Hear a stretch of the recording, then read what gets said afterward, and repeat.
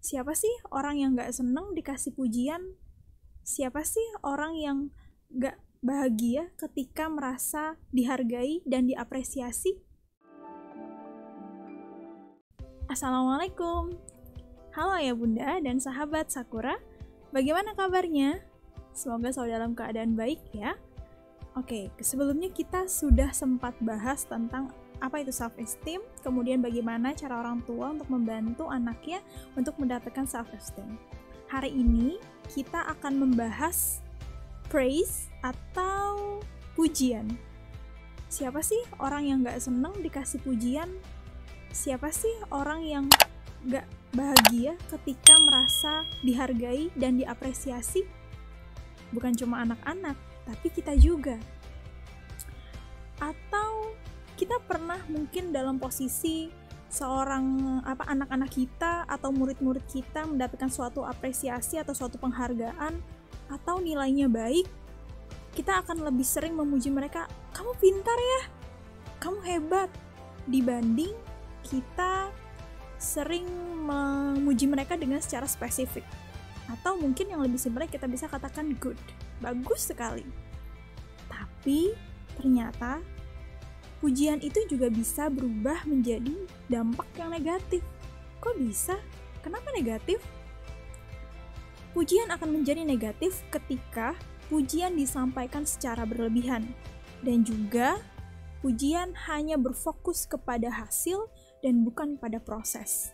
Contohnya seperti ini, ketika anak kita atau murid kita mendapatkan suatu penghargaan atau contohnya mereka menang Olimpiade Sains juara 1, ketika kita berfokus pada hasil, kita hanya akan memuji mereka, kamu hebat, kamu menangkan ini karena kamu hebat, karena kamu keren, karena kamu luar biasa.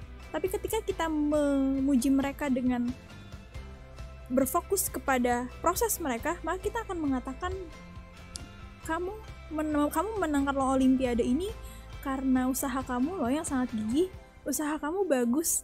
Salah satu pakar psikologi yang berasal dari Universitas Clark Amerika Serikat, Wendy Asgrolnick, mengatakan bahwa pujian itu bisa menjadi sebuah hal yang negatif karena akan memfokuskan anak berfokus kepada hanya sebuah hasil, bukan sebagai proses yang ia tempuh atau yang sudah dia lakukan. Dan juga beliau mengatakan bahwa anak-anak akan mengabaikan proses apabila sering dipuji secara berlebihan dan berfokus kepada hasil saja.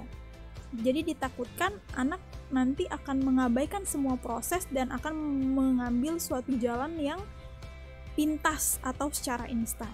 Pujian yang berfokus kepada hasil akan membuat seseorang memiliki yang pertama, itu adalah mindset yang stagnan atau tetap. Seseorang yang memiliki mindset yang tetap atau stagnan, itu mereka berasumsi bahwa bakat yang mereka punya dan apapun yang mereka miliki itu berasal dari mereka sejak lahir. Jadi mereka berpikir bahwa bakat itu adalah segalanya.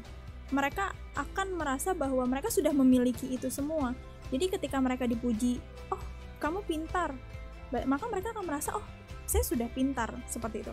Jadi yang pertama adalah tadi memiliki mindset yang stagnan. Kemudian yang kedua, mereka akan melakukan sesuatu hanya untuk mendapatkan pengakuan dari orang lain. Mereka akan mengabaikan proses atau mereka akan mengabaikan usaha. Mereka menganggap bahwa usaha itu tidak berpengaruh apa-apa kepada mereka. Jadi parahnya lagi adalah mereka akan menghalalkan berbagai cara untuk bisa mendapatkan pengakuan dari orang lain. Mereka akan melakukan sesuatu itu untuk bukan untuk mencari kebahagiaan dirinya, tetapi untuk mendapatkan pengakuan dari orang lain. Bahkan hal ekstrimnya lagi adalah mereka akan melakukan hal-hal yang curang atau yang instan, yang terkesan mereka yang penting bisa mendapatkan itu tanpa harus melihat itu baik atau tidak. Nah, ketika seseorang itu tidak mendapatkan pujian dari orang lain atau pengakuan dari orang lain, maka mereka akan merasa hancur dan akan merasa jatuh.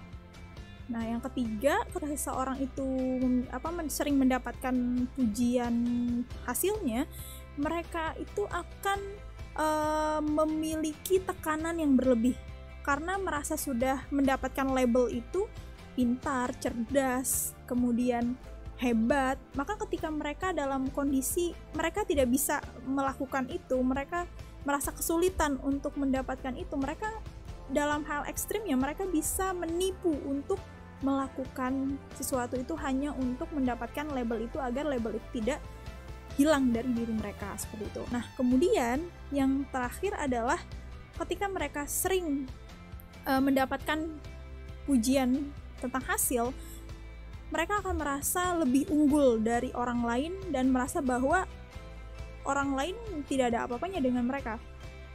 Merasa mereka akan merendahkan orang lain dan sebagainya. Jadi, ayah bunda dan seluruh guru Indonesia, ini penting banget buat kita karena kita harus merubah cara memuji kita, memberikan pujian kepada anak-anak kita, murid-murid kita, ya berfokus kepada prosesnya agar mereka menghargai proses dan bukan pada hasilnya.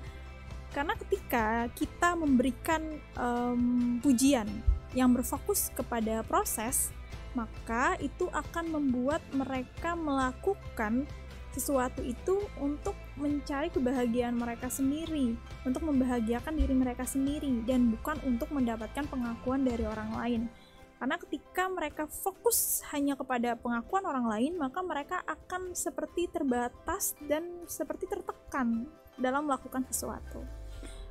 Dan memberikan pujian yang fokus kepada proses juga akan membuat anak-anak atau seorang individu itu memiliki growth mindset. Apa itu growth mindset? Kalau tadi kita sempat bahas mindset yang tetap. Nah, kalau sekarang ketika fokus pada proses, maka hasilnya akan growth mindset. Growth mindset itu adalah pola pikir di mana seorang individu itu yakin dan merasa bahwa semua hal itu membutuhkan kerja keras dan usaha.